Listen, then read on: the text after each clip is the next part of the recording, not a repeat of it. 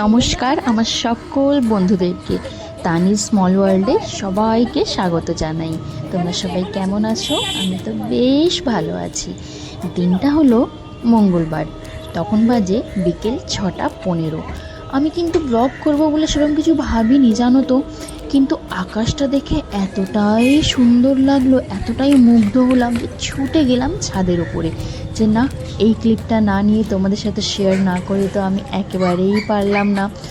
এত সুন্দর লাগছিল কালকে বিকেলের আকাশটা, যে মানে ধারণার বাইরে। আর যেদিক থেকে সূর্যটা জাস্ট মানে ডুবেছে সেদিকটাতে একটা জাস্ট এমন সুন্দর একটা রে দেখা যাচ্ছিল, এত মনে হচ্ছিল যেন একটা হ্যালোজেনের লাইট কেউ ফোকাস করছে। আমি জানি না ক্যামেরায় তুলে ধরতে পেরেছি কিনা বা কতটা তুলে ধরতে পেরেছি, কিন্তু বিশ্বাস করো ঠিক এই জায়গাটা এতটা সুন্দর লাগছিল সূর্যের কিরণটা যে কিচ্ছু বলার মতো না। আর এই যে দেখো আমার বড়মশাই আগের দিন ওর জন্য অফিস থেকে ফেরার পথে পাঁপড় ভাজা এনেছিল, ছাদে গিয়ে গিয়ে পাঁপড় ভাজা এনজয় করছিল আর আমার সাথে একটু আধটু গল্প করছিল। কারণ আমার ছেলের তো গল্পের শেষ নাই না, অ্যাকচুয়ালি ও গল্প বানাতে পারে, এর জন্যই ওর গল্পের আর কি শেষ হয় না। তো 6:10 থেকে আস্তে আস্তে সন্ধ্যা গড়াতে শুরু করলো। দেখতেই পাচ্ছ তোমরা অনেকটাই ব্যাকগ্রাউন্ডটা অন্ধকার হয়ে গেছে, কালো হয়ে আসছে। তো এবার তো সন্ধ্যা দেওয়ার সময়, যথারীতি সন্ধ্যা দিতে চলে গেলাম। একা একা কতটাই বা সময় স্পেন্ড করব বলো।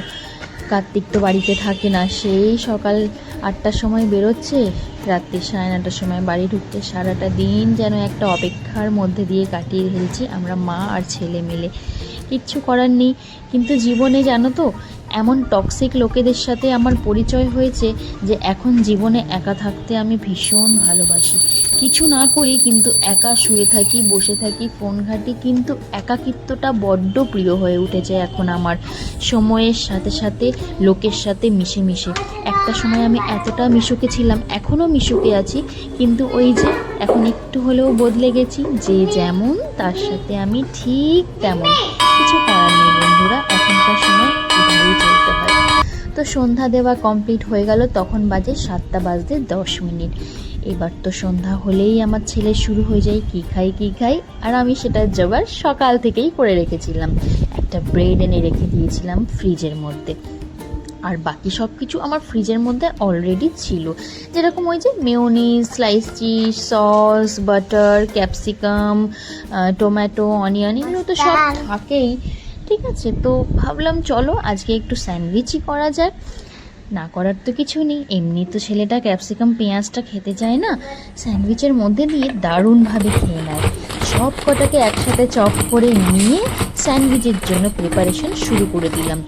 আর আমার রান্নাঘরে কিছু রান্না করা মানে আমার ছেলের আমার সাথে সাথেই ঘুরঘুর ঘুরঘুর ঘুরঘুর করা, যে আমি কি করছি, কিভাবে করছি, কেমনভাবে করছি, কতটা করছি, কার জন্য করছি, কে কে সেটা খাবে, মানে সমস্ত কোয়ারিজগুলো প্রচণ্ডভাবে কাজ করে। কিছু করার নেই বন্ধুরা, ও তো সারাদিন একা একা থাকে আমার সাথে। এবার আমি যদি আমার ছোটোখাটো কাজে ওকে ইনভলভ না করি, তাহলে ওই বা কার সাথে সময়টা কাটাবে বলো তো। তো যাই হোক, এভাবেই আমরা মা আর ছেলে সারাদিন বন্ধুর মতো কাটিয়ে দিই। যতটা চেষ্টা করি ওকে মারধর না করার, কারণ আলটিমেটলি তারা মারধর হিসেবে কিচ্ছুই বুঝে পাবে না, উল্টে মানে হিতে বিপরীত হবে। এর জন্য চেষ্টা করি সেটার থেকে দূরে থাকার বা তাকে দূরে রাখার, যতটা পারি কথা বা ছলের মাধ্যমে তাকে বোঝানোর, তাকে নিয়ে চলা, এই আর কি। আর দেখতেই পাচ্ছ তোমাদের সাথে গল্প করতে করতে আমার স্যান্ডউইচটা অলমোস্ট রেডি। আর একটা স্যান্ডউইচ প্রিপেয়ার করে রেখেছি, ওর বাবা বাড়িতে আসলে ওকে একটা গরম গরম খেতে দেবো। যতই রাত্রিরে ফিরুক, আমরা ছেলে আর মা মিলে সন্ধ্যাবেলায় একটু ভালো মন্দ খাবো, বরটার জন্য রাখবো না, এটা একদমই মন মানে না গো। আর এই যে আমার গরম গরম দুধের সর দেওয়া চা রেডি। আমার খুবই ভালো লাগে গরম চায়ের মধ্যে একটু যদি দুধের সর থাকে সেটা মিক্স করে দুধ চাটা এনজয় করতে, আমার সত্যি ভীষণ ভালো লাগে। দুধের সরটা দিয়ে ওর মধ্যে একটু চামচ দিয়ে স্টার করে নিলাম, ব্যাস আমার একদম মনের মতো চা রেডি হয়ে গেল। আর চায়ের প্রথম চুমুকটা মুখে যাওয়ার সাথেই যে সরটা মুখে পড়ে, ওফ, সেই মজা, সেই স্বাদটা তোমাদেরকে বলে বোঝাতে পারবো না। যারা খায় আমার মতো করে একমাত্র তারাই জানে। কি এটা? এটা স্যান্ডউইচ পছন্দ? হ্যাঁ। তো এবার কি করতে হবে? এবার খেতে হবে, তাই তো? খেতে হবে। ইয়েস। আর মুখে ওটা কি মেখেছো? গ্রিন গ্রিন কালারের ক্রেয়ন দিয়ে ঘষেছো নিশ্চয়ই। মানে এর দুষ্টুমিতে তো আমি সারা দিন মানে মাথা খারাপ হয়ে যায়, কোনো কথা নেই বার্তা নেই। দেখো ক্রেয়ন দিয়ে মুখটা ঘষে গ্রিন করে বসে আছে। দিন না, ওটা ব্লু। ব্লু? ওটা ব্লু কালার ঘষেছো? হ্যাঁ। দেখি, দেখো বন্ধুরা, তোমরাই দেখো, গ্রিন মনে হচ্ছে তো? আমি সেটা বলছি না, কিন্তু বলছি যে আমাকে এখান থেকে দেখতে গ্রিন মনে হচ্ছে। এত দুষ্টুমি কেন করো তুমি, বলো আমাকে।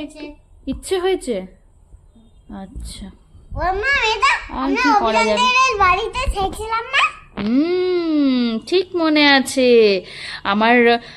ওর বাবার মানে কার্তিকের একটা বন্ধুর বাড়িতে গেছিলাম রিসেন্টলি আমরা, যার নাম অভি।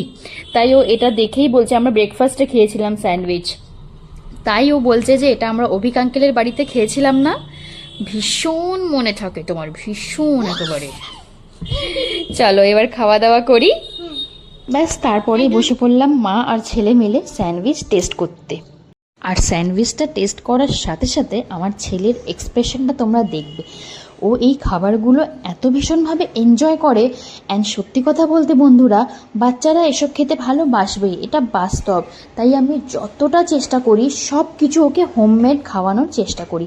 বাইরের খাবারটা খুবই কম দেওয়ার চেষ্টা করি, কারণ কবেকার তেল, কবেকার পুরনো জিনিস দিয়ে তারা রান্না করছে আমি তার কোনো গ্যারেন্টি পাই না। তাই বলে একদম খাই না সেটাও কিন্তু নয়, মাঝে মাঝে আমরা বাইরে অবশ্যই খেতে যাই, আমার ছেলেকেও খাওয়াই, একদম পেট ভরে খাওয়াই। কারণ একটুও যদি না খাওয়াই তাহলে কিন্তু ওর ইমিউনিটিটা একদমই স্ট্রং হবে না। এই কারণে বাড়ির খাবারের পাশাপাশি বাইরের খাবারটাও একটু হলেও আমাদের প্রয়োজন। না হলে আমরা যদি কোথাও ঘুরতে যাই, কারোর বাড়ি যাই, সব জায়গায় তো আমরা একরকম পাবো না, তাই না? তাই আমাদেরকেই ওদের বডিটাকে সেই রকমভাবেই প্রিপেয়ার করে রাখতে হবে যাতে তারা সব রকম জিনিস নিতে পারে, সব রকম জিনিস খেয়ে হজম করতে পারে। চা খেয়েছি আমি আজ। আমার মনে পড়েছে, আমরা আজ এইটা খেয়েছি না। ভাত খাবো। ভাত খেয়েছি, স্যান্ডউইচ খেয়েছি, অনিয়ন খেয়েছি, কিউকাম্বার খেয়েছি, টমেটো খেয়েছি, চিজ খেয়েছি, ব্রেড খেয়েছি, বাটার খেয়েছি। তো যাই হোক, ব্রেড খেতে খেতে স্যান্ডউইচ খেতে খেতে ওর হঠাৎ করে মনে হলো একটু পড়তে বসবো। ব্যাস, সেই সুযোগ কি আর ছাড়া যায়? আর 9:30 বেজে গেল, বরমশাইও এসে গেছে। চলো এবার আজকের ব্লগটা এখানেই শেষ করি। তোমরা সবাই ভালো থেকো, আর ব্লগটা কেমন লাগলো অবশ্যই জানিও। দেখা হবে পরের আর একটা ব্লগে। ততক্ষণের জন্য সকলের কাছ থেকে বিদায় নিলাম। যদি ভালো লাগে একটা লাইক করো, একটা কমেন্ট করো, আর খুব খুব ভালোবাসা দিও।